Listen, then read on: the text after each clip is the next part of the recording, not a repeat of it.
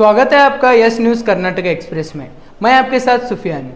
आइए आज की खबर पर नजर डालते हैं। ನಮಗೆಲ್ಲ ಗೊತ್ತಿರುವ ಹಾಗೆ ಏನು ವಿಜಯಪುರ ಮಹಾನಗರ ಪಾಲಿಕೆ ವ್ಯಾಪ್ತಿಯಲ್ಲಿ ಏನು ಸ್ಟ್ರೀಟ್ ವೆಂಡರ್ಸ್ ಇದ್ದಾರೆ, ಆ ಸ್ಟ್ರೀಟ್ ವೆಂಡರ್ಸ್ಗೆ ಏನು ಮಾನ್ಯ ಉಚ್ಚ ನ್ಯಾಯಾಲಯದ ಆದೇಶ ಪ್ರಕಾರ ಅವರಿಗೆಲ್ಲ ಜಾಗ ಗುರುತು ಮಾಡಿಕೊಡ್ಬೇಕಾಗಿದೆ. ಈಗಾಗಲೇ ಸುಮಾರು ಒಂದು 10 ದಿನಗಳಿಂದ ನಾವು ಕಂಟಿನ್ಯೂಸ್ ಸತತ ಪ್ರಯತ್ನದಿಂದ ಇವತ್ತು ಕೊನೆಯದಾಗಿ ಏನು ಬಾಕಿ ಹೋದಂಥ ವ್ಯಾಪಾರಸ್ಥರು ಸಹಿತ ಸ್ಥಳಾವಕಾಶ ಕಲ್ಪಿಸಿಕೊಡ್ಬೇಕಂತಕೊಂಡು ಸ್ಟ್ರೀಟ್ ವೆಂಡಿಂಗ್ ಕಮಿಟಿ ಸದಸ್ಯರು ಮತ್ತು ನಮ್ಮ ಪಾಲಿಕೆ ಎಲ್ಲ ಉಪಾಯುಕ್ತರು ಅಧಿಕಾರಿ ಸಿಬ್ಬಂದಿಗಳು ಸಹಿತ ಆಗಮಿಸಿ ಇವತ್ತೆಲ್ಲ ಫೈನಲ್ ಆಗಿ ಅವರು ಒಂದು ಕನ್ಕ್ಲೂಷನ್ ಕೊಡ್ಬೇಕಂತ ಬಂದಿದ್ವಿ. ಜೊತೆಗೆ ನಮ್ಮ ಪೂಜ್ಯ ಮಹಾಪೌರರು ಮತ್ತು ಆಡಳಿತ ಮಂಡಳಿ ಎಲ್ಲ ಸದಸ್ಯರು ಸಹಿತ ಏನಿಲ್ಲಿ ಬಿಸಿಲಲ್ಲಿ ಸುಮಾರು ವರ್ಷದಲ್ಲಿ ವ್ಯಾಪಾರ ಮಾಡ್ತಾರೆ ಅವರಿಗೂ ಸಹಿತ ಒಂದು ನೆರಳಿನ ವ್ಯವಸ್ಥೆ ಮಾಡಿ ಅವ್ರಿಗೆ ಮೂಲಭೂತ ಸೌಕರ್ಯ ಕೊಡಬೇಕು ಅಂತ ಹೇಳಿದ್ದಾರೆ. ಆ ಪ್ರಕಾರ ನಾವು ಈಗಲೇ ಎಸ್ಟಿಮೇಟ್ ಮಾಡಿ ಅದನ್ನು ಸಹಿತ ಟೆಂಡರ್ ಕರೆದು ಒಂದು 15 ದಿನವಾಗಿ ಅದನ್ನು ಇನಾಗ್ರೇಷನ್ ಮಾಡಬೇಕಂತ ಸಹಿತ ಪ್ಲಾನ್ ಮಾಡ್ತಾ ಇದ್ದೀವಿ.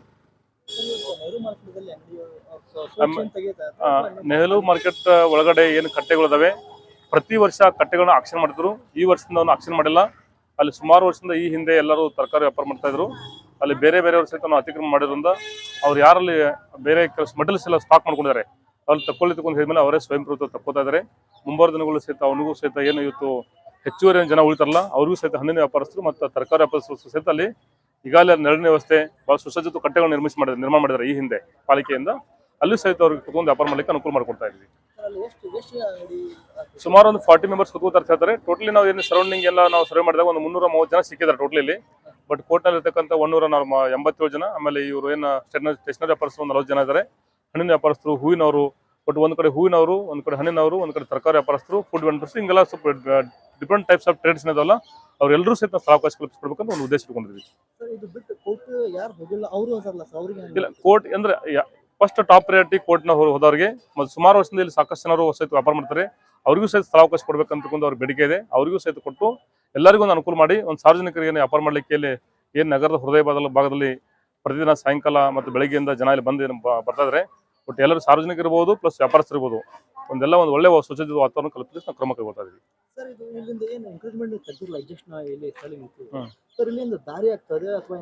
ಒಂದು ಅವ್ರಿಗೂ ಸಹಿತ ಏನು ಸ್ಟ್ರೀಟ್ ವೆಂಡರ್ಸ್ ಇದ್ದಾರೆ ಅವ್ರಿಗೂ ಸಹಿತ ಒಂದು ನೆರಳಿನ ವ್ಯವಸ್ಥೆ ಮಾಡಿ ಒಂದು ಸುಸಜ್ಜಿತ ಒಂದು ವಾತಾವರಣ ಒಂದು ಏನು ಇನ್ಫ್ರಾಸ್ಟ್ರಕ್ಚರ್ ಬಿಲ್ಟ್ ಮಾಡಿ ಅವ್ರಿಗೂ ಸಹಿತ ಒಂದು ವ್ಯಾಪಾರ ಮಾಡಲಿಕ್ಕೆ ಇದನ್ನ ಅವಕಾಶ ಕಲ್ಪಿಸ್ಕೊಡ್ತಾ ಇದ್ದೀವಿ.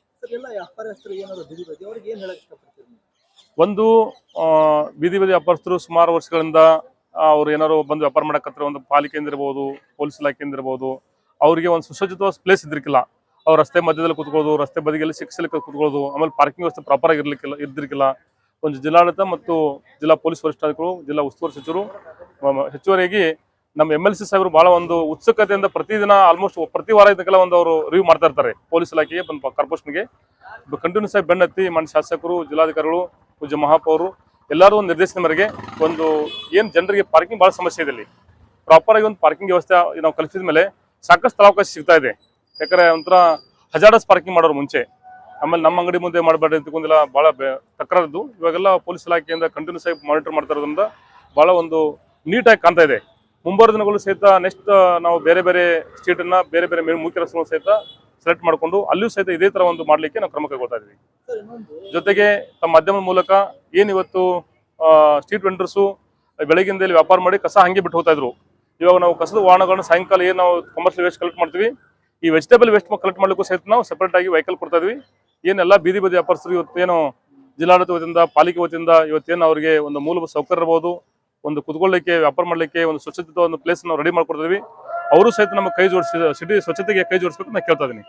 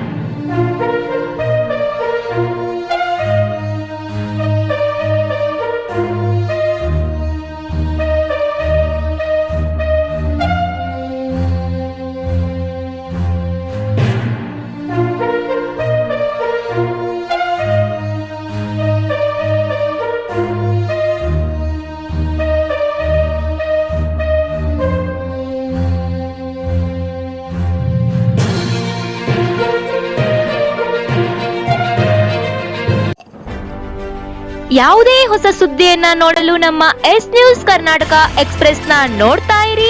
ಹಾಗೆ ನಮ್ಮ ಚಾನೆಲ್ ನ ಸಬ್ಸ್ಕ್ರೈಬ್ ಮಾಡಿ, ಬಾಜು ಇರುವ ಬೆಲ್ ಐಕಾನ್ ಅನ್ನ ಕ್ಲಿಕ್ ಮಾಡಿ. ಹಾಗೆ ನಮ್ಮ ಚಾನೆಲ್ ನ ಲೈಕ್ ಮಾಡಿ, ಶೇರ್ ಮಾಡಿ. ನಮ್ಮ ನಡೆ ಸತ್ಯದ ಕಡೆ.